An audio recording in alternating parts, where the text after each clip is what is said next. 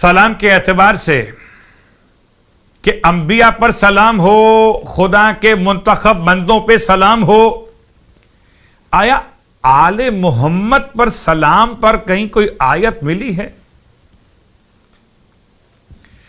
اب اگر حافظ ابو نعیم کی کتاب غایۃ المرام پر دیکھیے تو آپ کو حوالہ مل جائے گا، یا اس کے علاوہ ہم بات کو آگے بڑھائیں، امام رضا علیہ الصلوۃ والسلام مامون الرشید بیٹھا ہوا ہے اور اس کے دربار کے علماء بیٹھے ہوئے، اور مسئلہ نکلا ہے کہ آل محمد درود میں شامل ہیں کہ نہیں۔ امام علیہ السلام نے آیہ درود کی تلاوت فرمائی، ان اللہ و ملائکتہ یصلون علی النبی یا ایھا الذین آمنوا صلوا علیہ وسلموا تسلیما۔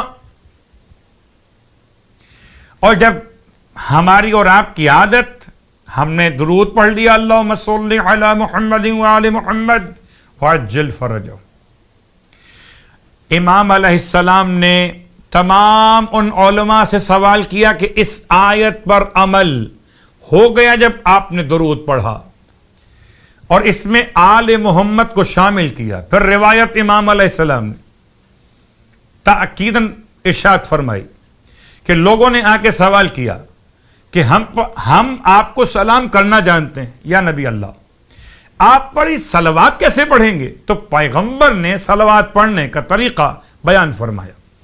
مامون کہتا ہے کوئی اور واضح ترین آیت بتائیے، تب امام نے وہ آیت پڑھی، سلام علی آل یاسین۔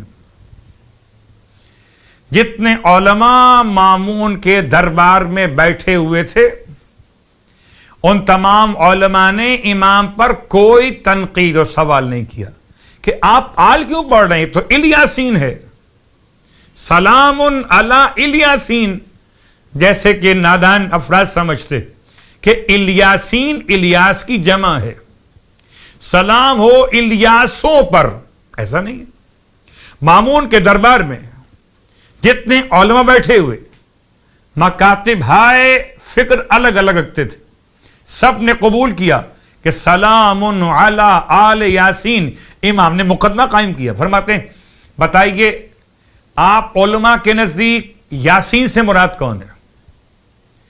سارے مسلمان نے مل کر ایک جواب دیتے، علماء بیٹھے ہوئے، کہ یاسین سے مراد ختم یہ مرتبت احمد مجتبی محمد مصطفیٰ صلی اللہ علیہ وآلہ، کہ اگر یاسین سے مراد ہیں ختم یہ مرتبت تو آل یاسین سے مراد کیا ہوئے؟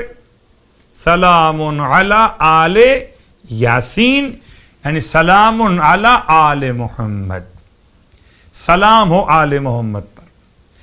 تو قرآن مجید فرقان حمید نے لفظ سلام کو آل سے مخصوص کیا، سلام علی آل یاسین۔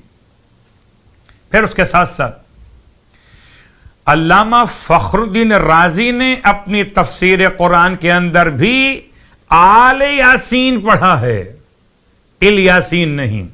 تو سلام علی آل یاسین، جس کو یاسین سمجھ میں آ گئے اس کے لیے آل یاسین سمجھنا آسان ہو گیا۔ بہت غور کیجئے گا، اب خدا کا بڑا احسان ہے، شکر ہے مالک کا کہ جب سے سوشل میڈیا پر اہل بیت کے فضائل پڑھے جانے لگے اس وقت سے لفظ علیہ السلام آہستہ آہستہ رائج ہو رہا۔ کبھی کبھی ہو جاتا ہے بعض افراد قبول نہیں کر پاتے، لیکن آہستہ آہستہ متوجہ ہو رہے ہیں، اور لوگ اب اس بات کے قائل ہو چکے کہ علیہ السلام کہنے میں حرج کیا؟ جب کوئی ظاہر ہو تو علیہ السلام، جب کوئی غائب ہو تو علیہ السلام۔